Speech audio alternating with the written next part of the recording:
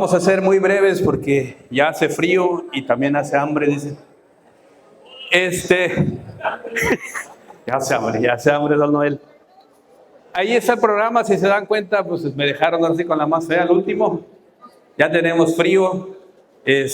Voy a tratar de ser breve, voy a tratar de que esto les lleve algún conocimiento a su casa. Todos estamos preocupados porque estamos produciendo menos naranjas, pero ahorita el licenciado pues, nos dio unos precios muy buenos. Muy buenos los precios. Entonces, ¿qué es lo que nos toca hacer? Pues producir. Nos toca producir. Y sobre eso vamos a versar un poquito. No todos son naranjas valencias. Hay otras cosas que podemos cultivar dentro de los cítricos. Y eso es lo que vamos a ver. La siguiente, por favor. ¿Me cambias la diapositiva? Bueno, ahí como para que se den un quemón. Eso existe. Ahí le puse todos los datos, si ustedes quieren verificar. Entonces, ¿por qué ellos sí pueden y nosotros no podemos? Es un árbol, es una huerta que está allá en Sonora. Todos los datos ahí están. 950 kilos ese árbol. Nosotros decimos, andamos produciendo 30 toneladas. A lo mejor con 30 árboles pudiéramos hacerlo, ¿no? Tenemos 200, tenemos 400. Entonces, eso es nada más como para que vean, si alguien puede, pues nosotros también podemos. Hay que buscar la manera. Ellos gastan más porque allá Sonora es desértico, hay que regar, están invirtiendo más. Pero vea qué chulada. Es nada más como para que vean. Siguiente. Bueno, dentro del foro me dijeron, habla de variedades alternas. Y vamos a entender qué es alterno. Vamos a buscarle algo que ayude a las valencias que estamos cultivando aquí. Que nos ayude a nosotros básicamente a seguir siendo citricultores. Porque con los rendimientos que tenemos, con los altos costos que tenemos también para producir, pues estamos como en peligro de extinción. ¿Verdad? Y ya la bióloga nos dijo, bueno, pues siembren ajonjolí, siembren otras cosas. Pero pues tenemos que empezar a aprender. Todo tiene que sumar y tenemos que salir adelante. Después les vamos a hablar un poquito de las plantas certificadas que están aquí. Entonces son básicamente dos temas que les voy a decir, ¿va? Siguiente. La historia, el origen de dónde vienen los cítricos. ¿Por qué le hablamos cítricos? Este es un foro citrícola. Bueno, pues ahí dice que es un conjunto de plantas. Pueden ser naranjas, pueden ser dulces o amargas, limones, mandarinas, toronjas. Todas esas plantas son cítricos. Por eso es el foro citrícola. Dentro de la historia también dicen, bueno, que el primer cítrico que estuvo fue ahí, vean, la Citrus medica, que es la sidra ya, 4000 años antes de nuestra, digamos. Entonces, eso es un cultivo ya de mucha historia. Siguiente. Ahí empezamos la plática básicamente. ¿Cuáles son los más difundidos, digamos, a nivel mundial? Dense cuenta que no nada más es la Valencia, no nada más es la naranja Mars. O sea, tenemos de dónde escoger y ahorita vamos a ver la importancia de saber seleccionar. Todos los que me antecedieron dicen, bueno, es que no hay una receta porque sus suelos no son iguales uno de otro, y es cierto. Lo que aquí les puede funcionar muy bien, a lo mejor a los de la costa no. Por eso son limoneros. Por eso si nos vamos un poquito más arriba, hay mandarinas con mucho éxito. Porque son árboles más pequeños y podemos tener muchas plantas por hectárea, más rendimiento, más toneladas, más ganancias. Tenemos esa baraja de oportunidades. Vamos a hablar, me pidieron que hablara de naranjas dulces. Tenemos tempranas.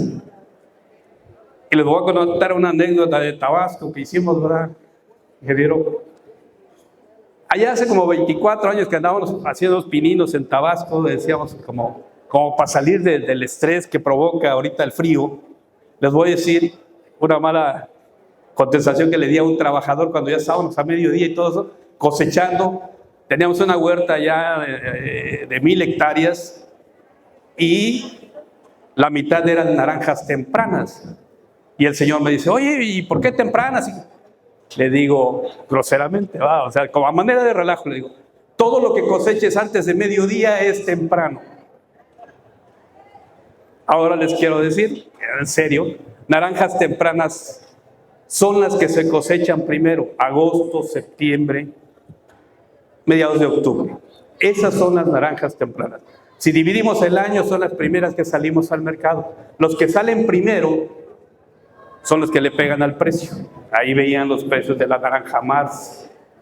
Es la primera que sale. Bueno, pero también son tempranas las del grupo Nabel. Las Nabel son las que tienen ombligo.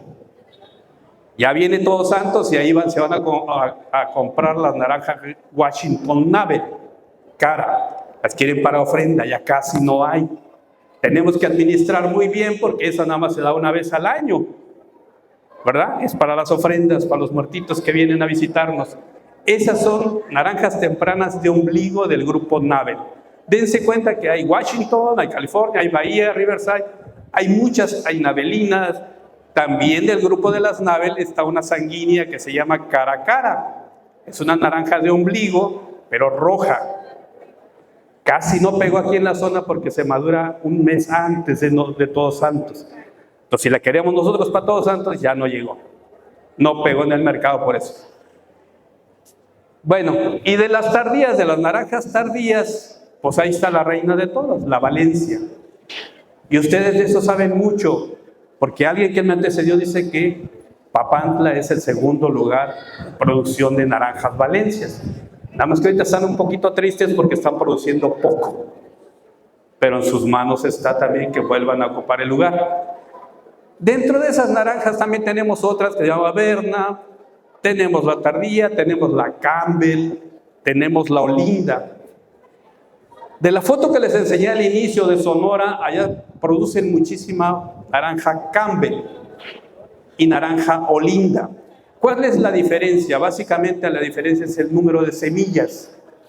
Nosotros tenemos la naranja Valencia aquí y nos comemos una y tenemos mucha semilla. Es una naranja básicamente para industria. La Campbell, la Olinda son frutas para mercado, para fruta en fresco. Sonora le vende mucho a lo que es California, están enfrente. Entonces, los gringos comen naranjas que tengan muy pocas semillas. Pero son Valencias, se producen también finales de año, principios de año. Entonces, ahí está toda la variedad. Dentro de los pomelos también tenemos blancas, tenemos pigmentadas. Yo sé que algunas de esas deben de conocer. Se producen mucho acá para lo que es Zamora, para lo que es Gutiérrez Zamora. Hay muchas, o había muchas toronjas. Ahorita ya casi no. De las mandarinas, también hay un mundo de mandarinas. A mí en el vivero me llegan y me dicen, no, es que yo quiero clementina. Bueno, clementina es una familia de mandarinas. Ahí están y no son todas, ¿eh? Es nada más como para que se vayan dando una idea de lo que tenemos, el bagaje que podemos producir. Y todo volvemos a repetir, depende del lugar donde están ustedes ubicados, de la altitud sobre el nivel del mar. Y eso les va a ir diciendo, entre más frío, más altitud tengan, pueden producir con mucho éxito mandarinas y siempre son caras. ¿Vale? Siguiente. La siguiente, por favor. Hay unas fotos que no se ven tan claras también, si alguna tienen interés, ahí están, digamos, todo de lo que ya le mencioné, básicamente cómo son. Siguiente. Ahí están los tangelos, que son híbridos, tenemos limones, pero de limones va a haber un foro en Martínez jueves y viernes, porque aquí ustedes son especialistas en producir cítricos dulces, ¿verdad? Por eso no voy a hablar de limones. Siguiente. Bueno, vamos a entrar un poquito ya en lo que es materia. Eso es del municipio de Papantla, es vecino de ustedes. Esa es una citricultura tecnificada. Ahí está el loguito de la compañía. Es de los de las jugueras. Yo trabajé con ellos mucho tiempo, entonces pues aprendí de lo que sé mucho, lo aprendí ahí, digamos, gracias a mi estancia. Dense cuenta que tenemos lo mismo, naranjas, toronjas, mandarinas y todo eso, y sobre todo una huerta bien trazada. Eso no está lejos, no es de otro país, es Papantla. Es algo que ustedes pueden ver, pueden ir a invertir su tiempo y ir y decir, ¿por qué ellos sí pueden producir tanto? Hay que acomodar las huertas, hay que buscar que les pegue el sol y todo lo que han manejado, que dice un manejo integrado, herbicida a lo mejor en las calles, en las bandas, pero no en las calles. Y todo va a ir repercutiendo a que los árboles estén bien, les pegue el sol, produzcan bien y puedan controlar sus plagas y enfermedades. Eso es hacia allá. Yo sé que ustedes no pueden tanto por la topografía del terreno, por la superficie que a lo mejor que tienen, que ya no son grandes superficies, pero lo poquito que tengan, si lo pueden orientar y todo eso en eso, les ayuda mucho al control de plagas, enfermedades, porque pueden manejarlo mejor y sobre todo porque les pega el sol. Cuando una planta le pega al sol y todo eso, produce más. Cuando ustedes amontonan muchísimo los árboles porque quieren aprovechar el espacio, que son altas densidades, bueno, pregunten por otros portainjertos que son pequeños. Porque si ustedes ponen un portainjerto vigoroso en un suelo muy bueno, pues van a tener árboles como el que les enseñé al inicio. Entonces, ahorita vamos a ir hablando un poquito más de eso. Siguiente. Ahí está la misma. Siguiente. La misma foto.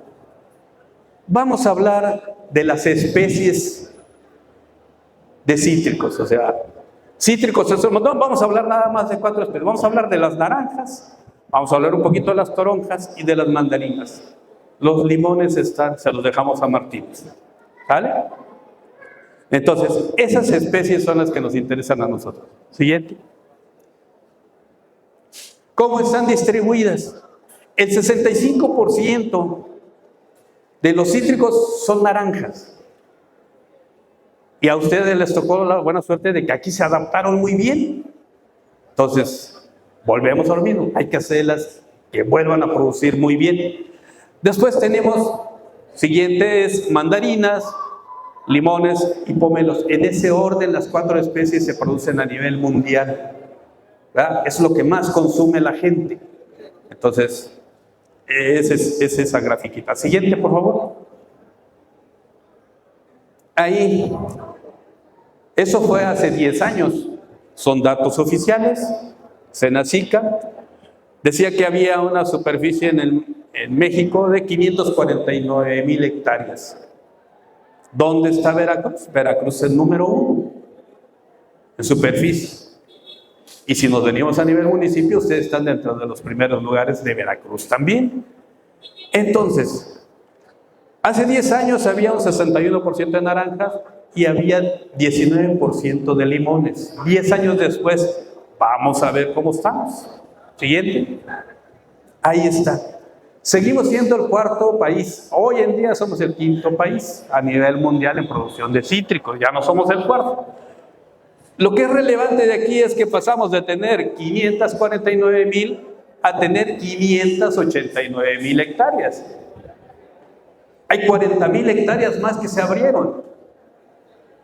Y ahorita se va a incrementar más porque vino un programa federal y también están sembrando muchísimos más cítricos, ¿verdad? Y aquí en el municipio también les tocó mucho. Se subieron 40,000 hectáreas más. ¿Y dónde subió? Subió en limones. Subió en limones. La naranja se mantuvo un poquito menos, pero bajaron los demás.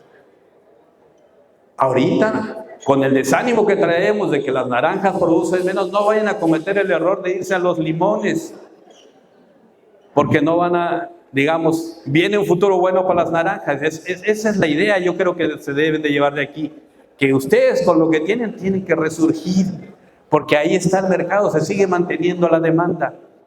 De limones hay muchísimos otros estados que están abriendo limones y que tienen muchas ventajas, ¿verdad?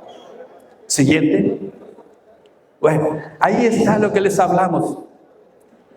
Busquen dónde está Papantla. Papantla está en el 3er lugar, está produciendo arriba de 15,000 toneladas. Los primeros, el 47% de las naranjas se producen en esos 4 municipios que tienen ustedes aquí muy cerquita. Esa es la importancia de ustedes. Por eso la plática de buscar alternativas a las naranjas, ¿verdad? O sea, seguir sirviendo naranjas, pero hay más variedades que ahorita vamos a ver. Y ya ahí están todos los demás pequeñitos. Véanse hasta dónde está Martínez de la Torre. Entonces, estamos en un lugar naranjero y esperamos que comamos y tomemos jugo de naranja hoy. Siguiente. Esto es lo que tenemos que ver. Ahorita últimamente está saliendo un comercial mucho de una cerveza que dice que los cangrejos se ayudan unos a otros. ¿Sí los han visto, no? Bueno, eso es lo que dicen, que todos salimos de la cubeta ayudándonos, ¿no? Bueno, la realidad es que nosotros tendemos a imitar a la gente. Si el vecino está cosechando naranjas valencias criollas y le está yendo muy bien, yo siembro naranjas valencias criollas. Y llegamos a un momento en que todos producimos naranjas tardías. Y las naranjas tardías, dense cuenta que empiezan en diciembre y terminan en abril. Hablemos de las valencias, la penúltima. Tenemos ese tiempo, digamos, tenemos 4 meses para vender todas nuestras naranjas. Y ahí es donde el comprador, el intermediario que vimos, se aprovecha de nosotros. Porque todos queremos salir al mercado. ¿Y dónde están las demás? ¿Por qué no producimos de las otras naranjas? A lo mejor no las conocíamos. Pero esto es muy atractivo. Esto es de una compañía privada. Y donde dice, yo quiero tener naranjas, dense cuenta, nada más hay un mes al año donde no hay naranjas. ¿Sí?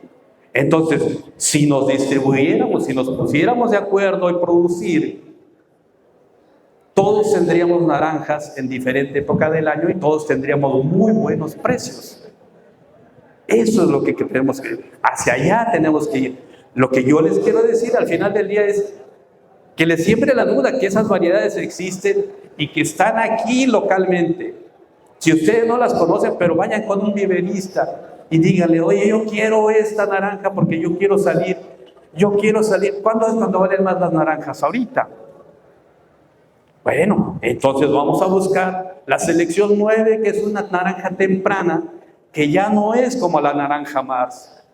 Si ustedes conocen la naranja Mars, es como tomar un agua de naranja. El jugo realmente no tiene una calidad, es una naranja blanca, por eso decía Mars, blanca. La selección 9R es una selección también que se saneó. Ahorita vamos a ver un poquito de saneamiento. ¿Cómo se registró la naranja? ¿En qué época se cosecha? ¿Y qué calidad tiene el jugo? El jugo ya es de una Valencia. En sabor, en color, en todo lo que busca la industria, ya tienen esas características. Hagan de cuenta que es una Valencia, es un jugo de Valencia que se cosecha en agosto. Eso es lo que quiere la industria. Y eso, si ustedes tuvieran selección 9, tuvieran un muy buen preciazo. A lo mejor les digo, no lo conocían, bueno, pero existe. Llévense en su cabeza que todo esto, pueden tener naranjas todo el año. Si no es usted, tiene 1 hectárea, 5 hectáreas, pues fracciónenla y ponga eso. En algún momento del año le va a pegar, y le va a pegar a un muy buen precio. La siguiente naranja temprana es la selección 7. Cuando uno tiene la voluntad de sanear y registrar una naranja o un cítrico en general, vamos a pensar que alguien de ustedes heredó una parcela y que dentro de esa parcela hay un naranjo que tiene características extraordinarias como el que les enseñé en la foto. Díganme si ustedes no quisieran tener varetas de ese árbol que yo les enseñé, que por sí solo produce 950 kilos. Entonces acuérdense que hijo de tigre, pintito. Ese árbol, si le pudiéramos sacar yemas, va a tener el mismo potencial genético. Por eso se sanean las variedades. Porque si tenemos, acuérdense, esa característica se la va a heredar a los demás, por eso se injertan las plantas ahorita, por eso empiezan a producir al tercer año, porque ya no vienen de semillas, porque ya buscamos una planta madre, que es la que les da origen a todas las demás, para que no haya que esta produce y esta no. Para eso son las plantas certificadas también. Bueno, siguiendo con naranjas tempranas, la San Miguel. La San Miguel es una naranja temprana que ya no tiene el problema de la Mars. La Mars es una naranja que tiene un juguito blanco, que es un agua de naranja realmente, y que además es pequeña. Y que si ustedes la cortan con rocío, con sereno, se quema. Entonces la tienen que tratar como a la novia, muy bien, para que llegue a la plaza y se las paguen bien. La naranja San Miguel no tiene ese problema, es una naranja de muy buen jugo y de muy buen tamaño y no se quema y produce cantidad. Todas las tempranas producen cantidad de fruta. Entonces, así les puedo ir hablando de esto, pero estas son las que principalmente llaman la atención por la época en que se presentan. Y dentro de esas hay muchas, hay muchas, pero esas son las que comercialmente les pueden dar muy buen resultado a ustedes. ¿Sí? Y la joya de la corona es la selección 8, la que está al final. Dense cuenta, sin riego. Ustedes las pueden empezar a producir desde febrero y se va hasta junio, sin riego. Imagínense que ustedes le ponen riego a su huerta, o bueno, no hay agua, denle de comer bien.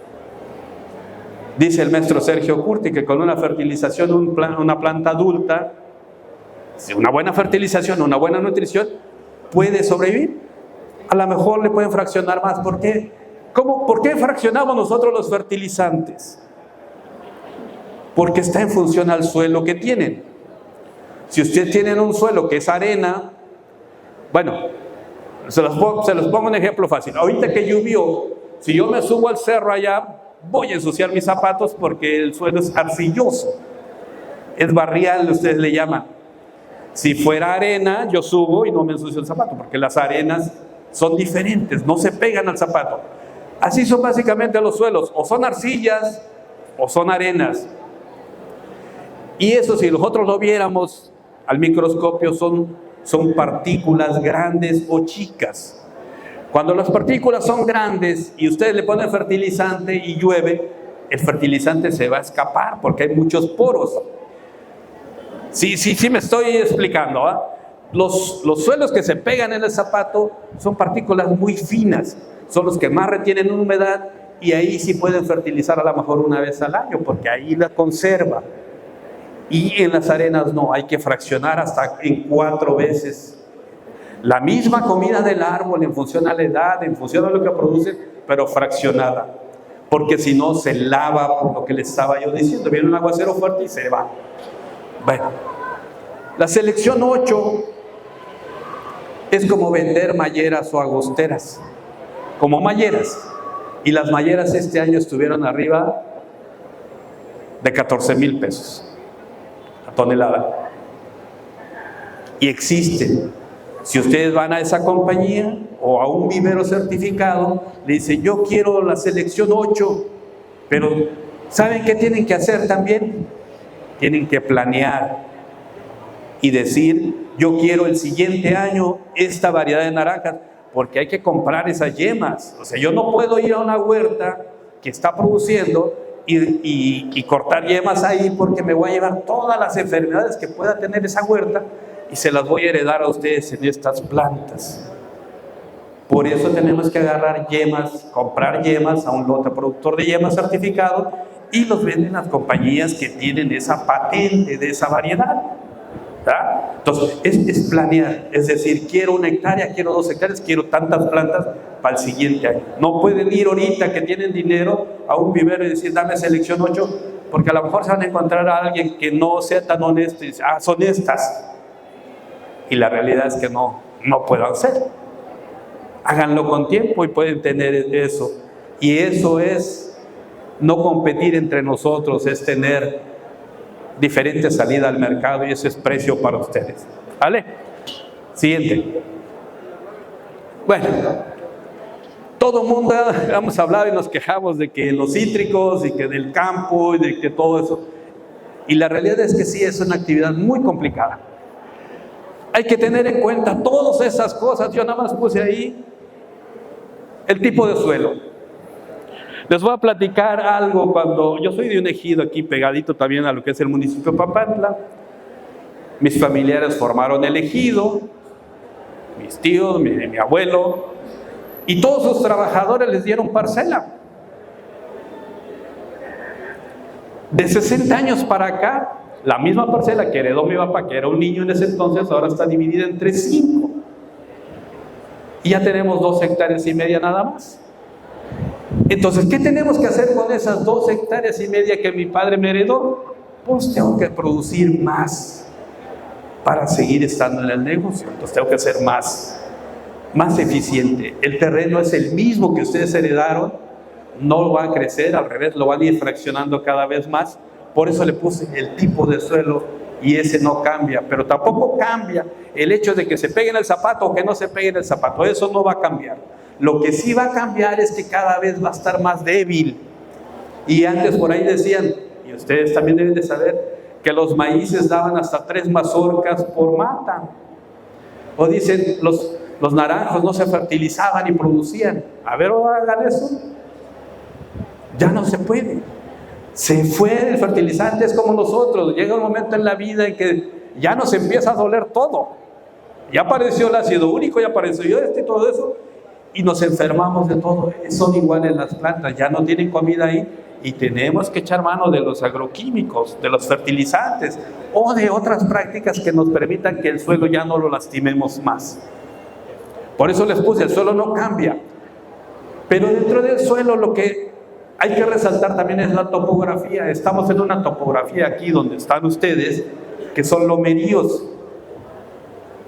¿Cómo influye eso en lo que ustedes se dedican? Que no tiene caso hacer calles como las de la foto que les enseñé, porque estarían desperdiciando su terreno. Si ustedes no pueden meter un tractor ahí, pues ¿para qué desperdician el terreno? ¿Estamos de acuerdo? Por eso es la topografía.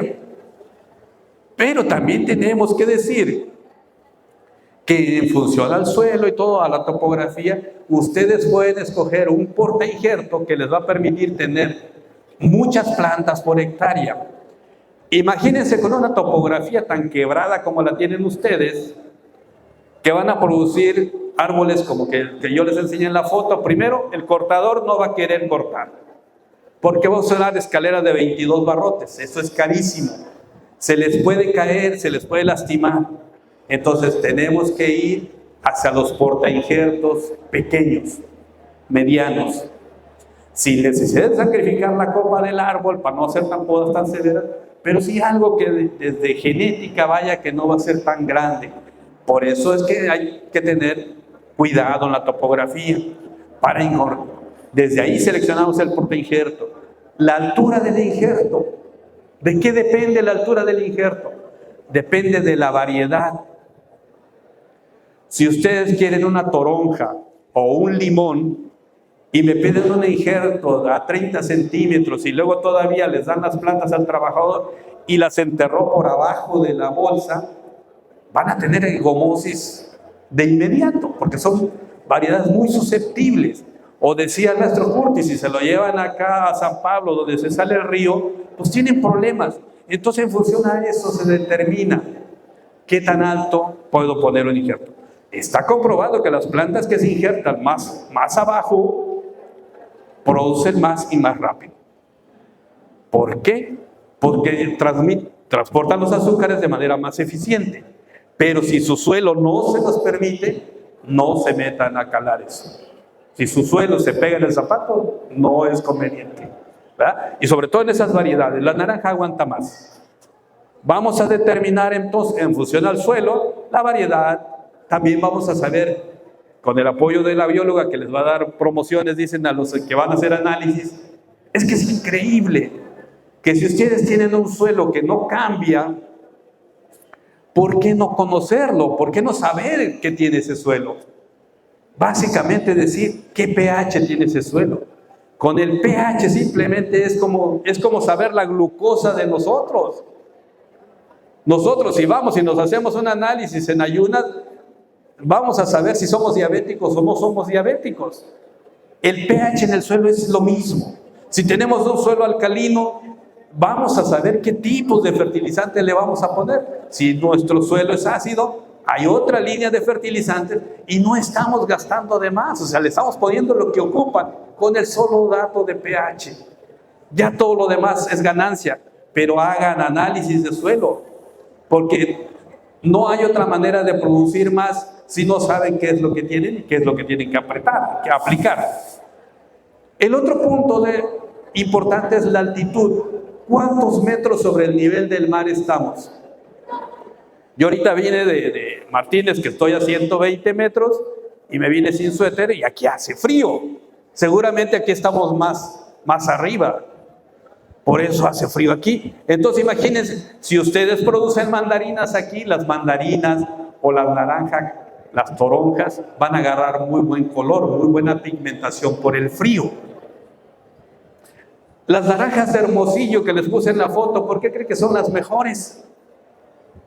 Por la vista, por el frío que hace allá en las noches. Aquí las naranjas mayeras y las naranjas de Tabasco, de aquí del ingeniero Agustín, son naranjas feas porque en Tabasco nunca hace frío. Pero salen cuando no hay, se vende bien, ¿verdad? Entonces el frío les da el color a la cáscara, las pigmenta y le da la vista. Entonces las mandarinas y las toronjas serían muy buenas aquí, o incluso un poquito más arriba. Por eso es importante saber la altitud. El mercado hay asegurado por los próximos años, por todos los problemas que ya tenemos y ya vieron los datos, y el precio va para arriba. Lo que ustedes produzcan, y produzcanlo bien y de manera eficiente, es garantía para de buen precio, ¿verdad? Disponibilidad de agua. Por ahí la bióloga decía, siempre el Malanga van a ganar 580,000 pesos.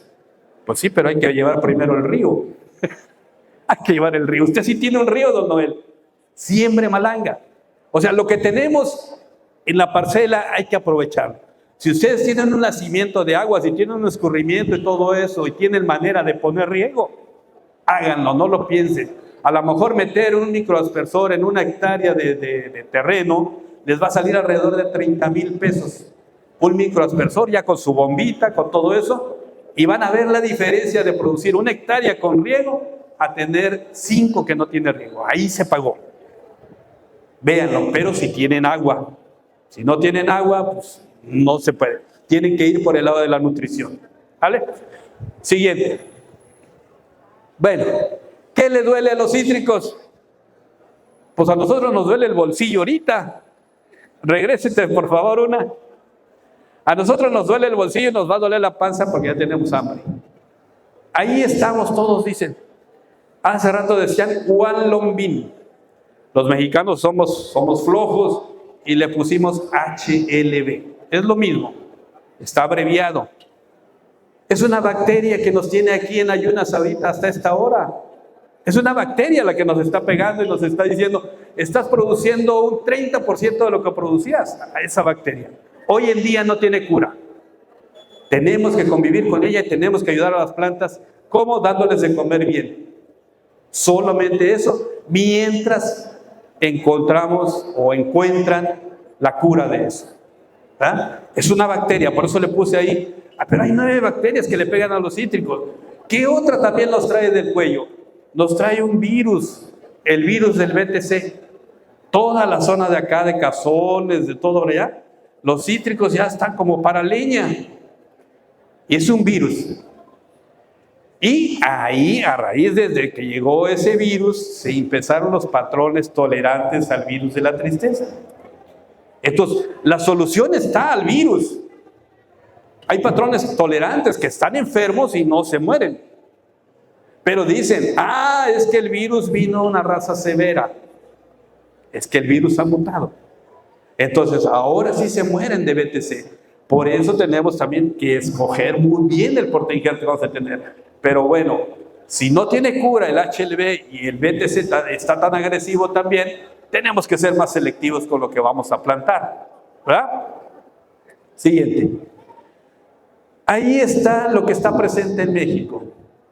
Lo que acabó Tabasco, amigo. ¿Verdad? La leprosis. No hay cítricos dulces en Tabasco. Entonces allá es un buen mercado, hay que mandarles naranja para allá. Además son petroleros, pagan bien. El HLV que nos trae a nosotros agarrados del cuello es una bacteria. Ahí está lo que lo produce. Y ahí está el BTC. ¿Qué lo transmite también? También lo transmitimos en las plantas, ¿eh? También pueden ir ahí. Ahorita vamos a hablar de eso. Siguiente. Eso no es lo peor. Vean lo que no está presente todavía en México. La siguiente. Eso todavía no está aquí, o de manera oficial no está aquí. Pero eso es peor que el HIV. Porque eso se mueve en el aire y en el agua. Y acaba con huertas también. Con los productores. Bueno, los cítricos les duelen muchísimas enfermedades, pero les duele muchísimo también más el abandono. No tenemos que abandonarlos. Dale, siguiente. Ahí están las actuales, lo mismo, la otra, las próximas que van a venir. Esperemos que se tarden un poquito. Siguiente. Bueno, esas son las variedades que tenemos y que todas nos pueden sacar a la orilla. Vamos a hablar ahora sí un poquito de plantas, que eso es lo que me dedico. He dedicado los últimos 23 años de mi vida, me he dedicado a producir plantas. ¿Se apagó? Entonces, empezamos en un viverito en Tabasco, ¿te acuerdas, amigo? Sí, un viverito en Tabasco, allá en el año 98, 99. Y de ahí empezamos y nos metimos en el año 2000 de lleno a producir plantas certificadas con una compañía que tuve la oportunidad de trabajar. Y eso es un vivero certificado. Producir plantas de semillas y de yemas certificadas. Por eso les decía, no puedo ir a una huerta y agarrar yemas, porque les estaría vendiendo alguna enfermedad, algún problema. Eso es, y ahí están los beneficios. Prevenir precisamente, no tanto plagas, prevenir enfermedades. Que ustedes no se lleven a su huerta, a su patio, una plantita que lleve algún problema fitosanitario. Esa es la gran ventaja. ¿Cuál es el problema que tenemos? Todo el mundo dice, es que son plantas muy caras. Pues sí, muy caras, pero van sanas. Y eso es una inversión, véanlo como una inversión ustedes a futuro. Si ustedes empiezan bien, les tiene que ir bien, pero si ustedes empiezan mal porque llevaron un problema ahí, pues les va a brotar el tiro en 2 años. Entonces, no lleven problemas a sus huertas, porque problemas ya tenemos muchísimos. Vale. Siguiente. Ese es el material certificado. Dense cuenta que empezamos en un banco de germoplasma. Ahorita les voy a ir diciendo cada uno de estos, nada más como para hacer el esquema. Del banco de germoplasma nos pasamos al lote de fundación y en estas 2 unidades, banco de germoplasma y lote de fundación, no es negocio tener plantas. No es negocio para un servidor ni para nadie de ustedes, porque la función de esas unidades es nada más mantener vivos a los cítricos. O sea, a la variedad que ustedes quieran, de todas las que yo les enseñé, ahí están como aletargadas. En el momento que alguien de Papantla quiera una de esas, podemos ir al banco y rescatarla y producirla. Pero si no es comercial, no va a estar en un lote productor de yemas y no va a estar en una huerta productora de semillas. Esas son las que se mueven más. Entonces les decía que una vivero certificado echa balos de semilla certificada y de yemas certificadas y aparece el vivero. ¿Por qué decían que el agrio era tolerante a la gomosis? Ya hoy en día ya no. Ahí está la respuesta. ¿Por qué? Porque si nosotros se pierde una naranja en la huerta, se perdió la copa, ya no es naranja, ahora es cucho o naranjo agrio, nosotros lo dejamos ahí o para las carnitas o para sacar semilla. Pero esas semillas están, digamos, polinizadas por abejas y por otro tipo de cítricos. Entonces ya no es un agrio original. Por eso se perdieron las características que tenía el agrio inicialmente, que no tenía podredumbre de raíz, que era tolerante a fitóptera y todo eso, ya no es más. Ahora hay un agrio certificado, pero el agrio certificado tiene que estar en huertas donde hay puros patrones. O sea, si vienen las abejas a polinizar, no se mezcló digamos, con un naranjo, con una toronja, no, con alguien que se dedica a producir semillas. ¿Sí? Y así salen los viveros certificados. Siguiente. Ahí está. Fíjense, les decía que somos el 5º lugar a nivel mundial en producción de cítricos. Y ustedes van a creer que hoy en día no tenemos un banco de germoplasma. No tenemos. Porque ese era particular. Era de la compañía que yo les estuve presentando ahí. Y dice, no me conviene venderles porque no es negocio, porque no es su función también y es creíble. Eso lo debería de tener el gobierno. Es como el banco de germoplasma, de semillas, de maíz, de frijoles, todos deben de tenerlo al gobierno. Entonces, pero no hay, ese era particular y ya no está más. Y ahorita les voy a presentar el proyecto porque estamos trabajando con el INIFAP, como asociación de viveristas, como sistema de producto, para tener un banco de germoplasma. Porque el día de mañana no vamos a poder producir esto si no es aquel que es el eslabón principal. Bueno, eso hay que modificarlo, ya no hay. Lotes de fundación hay 3. ¿Cómo funciona esto? Del banco de germoplasma podemos tener 81 variedades. Les pongo el número. De las 81 variedades me interesan, a Papantla le interesan 3 variedades nada más. Bueno, esas 3 variedades agarro yemas del banco y las paso al lote de fundación. De esas 3 variedades me interesa mucho porque se venden mucho. Entonces las voy a pasar al lote productor de yemas. ¿Y por qué va en ese escalón? El banco de germoplasma se le hace análisis año con año. A lo que ya vimos, HLB, que es una bacteria, es carísimo analizarla porque se hace, digamos, en pruebas de laboratorio, se le hace exocortis, caquexia, sorosis, BTC. Entonces, son muchas pruebas de laboratorio que le hacen al banco de germoplasma y al lote de fundación, al 100% de las plantas. Para que ustedes se den una idea, analizar una planta ahí ha de salir alrededor de 2,000 pesos de laboratorio, nada más por planta. Pero si yo no le voy a vender una yema de ahí, por eso les digo que no es negocio. Entonces, yo compro yemas en el lote de fundación para pasarlas al lote productor de yemas, lo que sé que más o menos va a comprar la gente. Y ahí sí le hago análisis a mis plantas en el lote productor de yemas, yo como viverista, y compro semillas en una huerta certificada. La huerta certificada se puede tener al aire libre porque la semilla no transmite tantas enfermedades, solo sorosis. De ahí en fuera las semillas no se transmiten, digamos, todo lo demás que vimos. Entonces llegamos y véanse que tenemos 25 en todo México. Pero cada quien tiene como vivero nada más lo que vende. Si alguien de ustedes quiere alguna variedad rara que les dijo por allá, habría que investigarlo o importarla. Y ahí están los viveros que hay hoy en día, 53. Siguiente. Como ya no hay banco de germoplasma, el que les enseñé allá, está el proyecto con el INIFAP desde el 2019. Queremos tener un banco de germoplasma entre lo que es Martínez, Tlapacoya. Ahí están las instalaciones del INIFAP. Y digamos, ahora sí ya tendría que ser con variedades de la región. Ahí pudieran estar las variedades que le interesan a Papantla, pero tendría que alguien de ustedes se interesarle y decir, yo quiero que esta variedad forme parte del banco de germoplasma. Y hay muchísimas ventajas porque le pudieran poner hasta el nombre de ustedes, pero quedarían para la historia y quedarían registradas, y sobre todo un material sano que ustedes pueden seguir reproduciendo. Entonces, ahorita van a ver las variedades que tenemos ahí en el proyecto. Siguiente.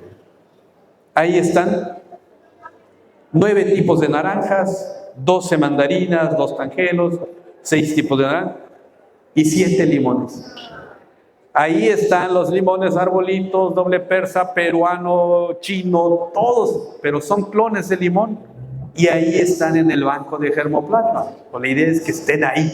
En algún momento van a ser atractivos para ustedes y ahí van a estar. Esa es la intención, ¿va? Siguiente. Ahí están. 31 variedades, de lo que yo le enseñé son 31 variedades, digamos, de puros campeones que escogieron las plantas que pueden formar ese banco de germoplasma. O sea, son las mejores plantas que hay en la región, en los 2 estados. 51 variedades se trajeron de California, también van a estar en el banco de germoplasma. En algún momento las vamos a ocupar. Pero hoy en día, bueno, tenemos 82 variedades. De esas hoy en día hay 45 que ya están saneadas, que no tienen BTC, que no tienen HLB, que no tienen esclerosis. Porque es todo un proceso, es un arte sacar una planta para que no esté sana, se agarra. Les voy a hablar un poquito, a lo mejor los voy a enredar, del ápice caulinar, donde está creciendo la planta, que no la vemos, de ahí se agarra el ápice caulinar y lo hace alguien que tiene un pulso de cirujano. Tiene que agarrar, digamos, lo más pequeñito que se vea de ese brote y ponerlo en cuestiones de laboratorio en una planta que se germinó en la oscuridad. ¿Y por qué se germina en la oscuridad esa semilla? Para que no tenga clorofila, para que sea blanca. Cuando yo agarro un brotecito de el ápice caulinar, que es verde, lo puedo ver al microscopio el blanco del verde. Ese es el truco. Pero tiene que ser también, esa semilla blanca albina, tiene que ser de un patrón trifoliado. Otro truco, porque esta es una hoja sencilla. Si por agarrar el ápice caulinar más pequeño y ponerlo ahí y resulta que no pegó, entonces lo que va a brotar va a ser una planta con 3 hojas y no es la que yo me di cuenta, la que yo quería. Entonces, en albino para ver el contraste del color y en un pie de 3 hojas para que yo me dé cuenta si pegó o no pegó lo que yo quise tener. Después de ese truco, hay que hacerles todas las pruebas de laboratorio y hay que indexarlo. O sea, es 2 años de trabajo con eso para que forme parte del banco de germoplasma. Siguiente. Espero haberlo no enredado. Miren, ¿qué plantas están en el banco que va a estar en el INIFAP? Esas. Dense cuenta del potencial, número de frutos que tienen, las que están en verde, y cuántas toneladas pueden producir por hectárea. Les digo, o sea, son las mejores plantas que se sanearon para que formen parte de eso. Ahí está la Valencia, ahí está la Gafa, la Hamlin. Vean la Hamlin produciendo 2.200 naranjas en un árbol. Entonces, es lo mejor que se están buscando para tener. La siguiente. Ahí están las mandarinas también. Ahí hay mandarinas que ustedes deben de conocer y que también van a estar en el banco de germoplasma aquí en Ixtacuaco.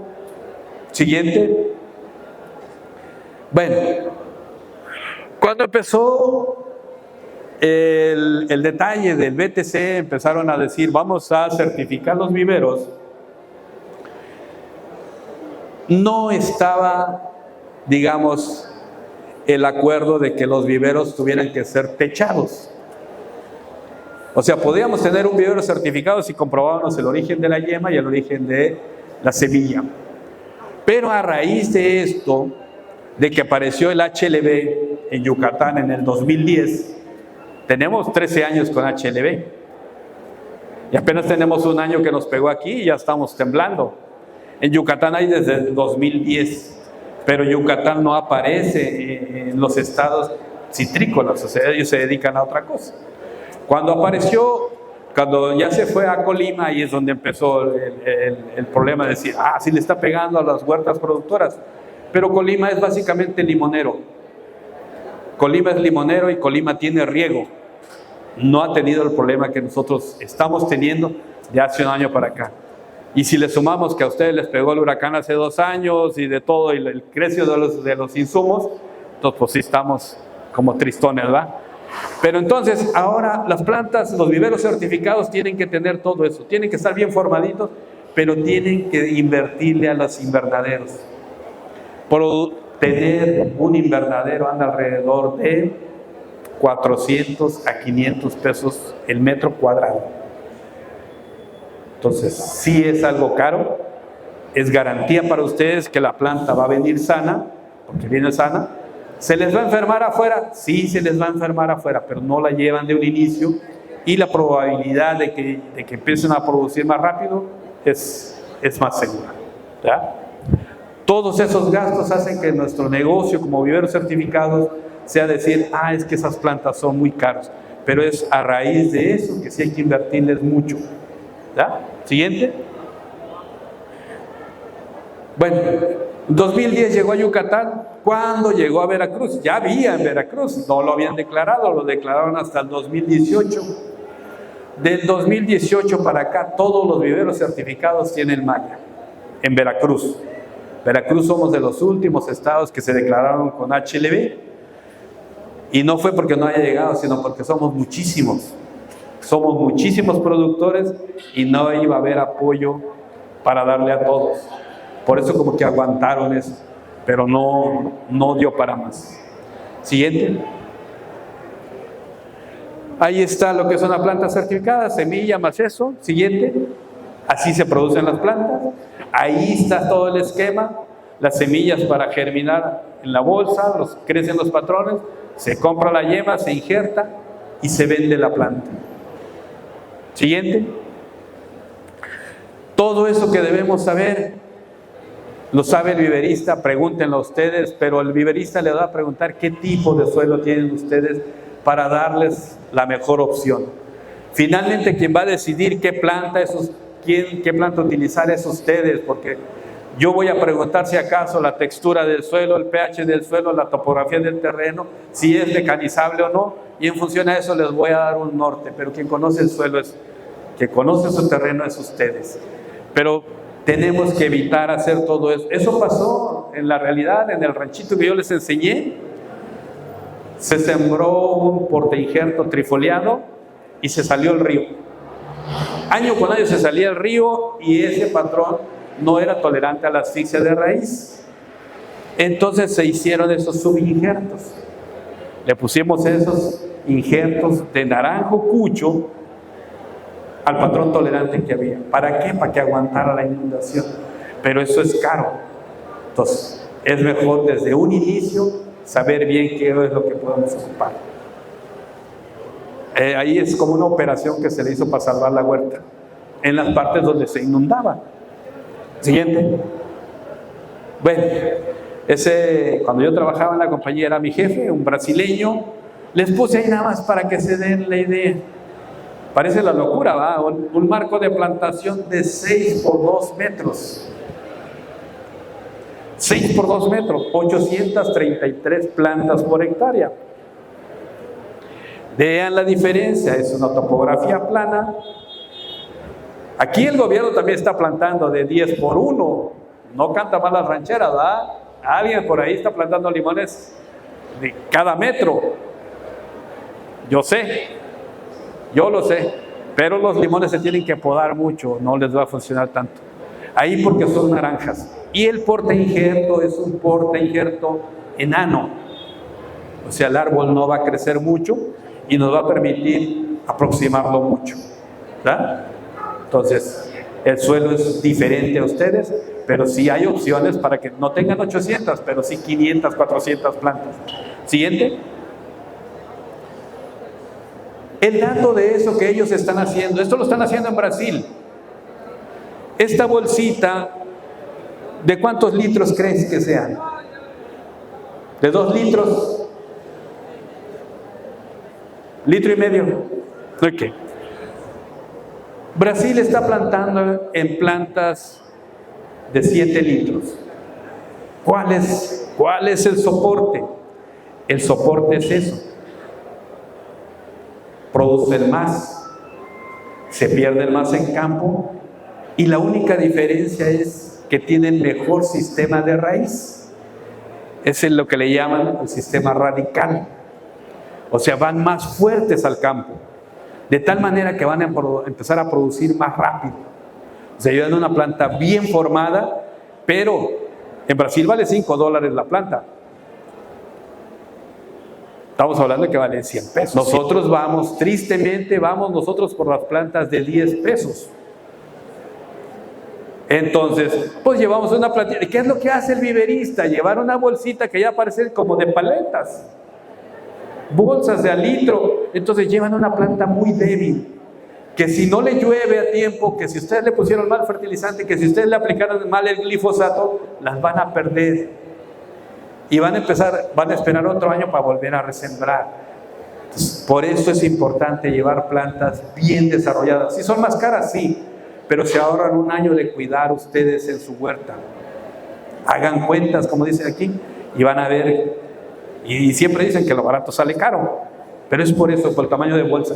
Siguiente. Más datos sobre eso. El sistema mayor déficit hídrico es que la sequía no le va a hacer tanto daño porque llevan mucha raíz su planta. Mayor aprovechamiento a los nutrientes del suelo. Acuérdense que tenemos pocos nutrientes en el suelo, pero si tienen mucha raíz, pues los va a encontrar la raíz. Entonces, otra de las ventajas. Ahí está todo. Empiezan a producir antes y lógicamente si producen antes, pues recuperan antes su inversión, ¿va? Entonces, el solo hecho de cambiar el tamaño de la bolsa les ayuda mucho a ustedes. Pidan en un vivero que les den plantas con un sistema de raíz muy bien formado. No se traigan plantas de un brote por economía, porque la van a perder. Son plantas muy nuevas. Dale, siguiente. Ahí están. Miren, todo lo que incrementó. En la primera cosecha produjeron un 20 hasta un 24 más. Hasta un 24% más las plantas que van ahí, entonces ahí ya se pagan de entrada. Siguiente. Ahí están los datos de producción. La foto que les enseñé de 6x2, dense cuenta que están produciendo 62 toneladas. 6x2, la foto que les enseñé, por eso se les enseñé. Sí, un patrón enanizante. Si el suelo se los permite, pueden hacer eso. ¿Sí? Entonces, si ustedes lo comparan con un 6x6 o el que aquí hacemos luego con 5x5, pues es rendimiento en kilos. Más plantas, más fácil producir más dinero. Siguiente. Bueno, ya voy a terminar. ¿Qué les sugiero? Conozcan su suelo. Háganse análisis de suelo, aprovechen que anda por ahí la bióloga, les va a dar buen precio y partamos de ahí, de algo conocido. En función a eso van a saber qué tipo de injerto pueden utilizar, cuántas plantas por hectárea, la variedad, y eso les va a decir un mercado más amplio. Ahí tienen las opciones de producir. Salgan el mes que ustedes quieran vender su fruta. Esa es la intención, ¿verdad? Ahí está, hacer plantaciones nuevas con altas densidades, utilizar planta certificada, hacer resiembras con plantas grandes. Decían que se pierde un 10% de plantas año con año. Pues no lo hagan con plantas chiquitas, pongan plantas que al año siguiente ya les esté dando. Y se quitan el estarlas cuidándose de la diaforina, de que se les enferme todos. Llévense una planta cara que les va a salir a lo mejor el doble, pero que les va a entrar a producir al año siguiente. Vale la pena. Si ustedes tienen manera de hacer una huerta nueva, oriéntenla norte-sur para que les pegue el sol todo el día a las plantas. El sol es vida para los seres vivos. Y ahorita van a ver la siguiente foto. Otra cosa es, cambien variedades, no siembren lo mismo, es diversificar variedades. Eso es importante. Hay que hacer, si tienen agua, vayan hacia el riego. Usen nutrición adecuada en función al análisis de suelo, en función a lo que ustedes tienen, para qué inventan, y manejen los agroquímicos adecuadamente. Decía el maestro Curti que en Brasil llegaron a hacer 34 aplicaciones y hoy las diaforinas ya no se mueren, y es cierto. O sea, llega un momento, vaya, simplemente las cucarachas, fumíguenlas y ya no se mueren. Entonces, porque les hemos abusado de los agroquímicos, es lo mismo que pasa ahí, la selección natural. Siguiente. Bueno, si ustedes van a hacer una huerta, hagan esto. Lo que yo no les quiero hablar de nutrición, eso lo van hasta que sepan el suelo que tienen. Lo que quiero que vean es hacia dónde da la sombra de los árboles. Cuando ustedes tienen oportunidad de hacer su huerta y la hacen norte-sur, no van a dejar un árbol en la sombra, porque la sombra se la va a dar al pasillo. Si ustedes lo hicieran al revés, ¿dónde sale el sol y dónde se pone el sol? Y los forman así, a las 9 de la mañana el primero va a estar tapando, dándole sombra al siguiente. Si ustedes plantan así, de este a oeste, no hagan nunca eso. Digamos, hablando de una plantación de 6x2, ¿verdad? Si ustedes hacen una plantación de 4x4, 5x5, pues da lo mismo, ¿no? Pero es por eso, para que no compitan por el sol. Por eso esa foto, ¿va? Para que la sombra vaya donde no la ocupamos. Siguiente. Ahí está, en el vivero hoy en día estamos trabajando, estamos germinando la planta que les queremos vender el año que viene. No paramos. En el vivero siempre hay trabajo. Ahí está la semilla certificada, la estamos germinando. Ahí hay plantas, o sea, es trabajo todos los días del año porque también están techados. Puede ser malla, puede ser nylon. Aunque esté lloviendo, seguimos trabajando, ¿verdad? Pues de mi parte, muchas gracias. Y pues ahí está la muestra de que ellos pueden, también nosotros podemos.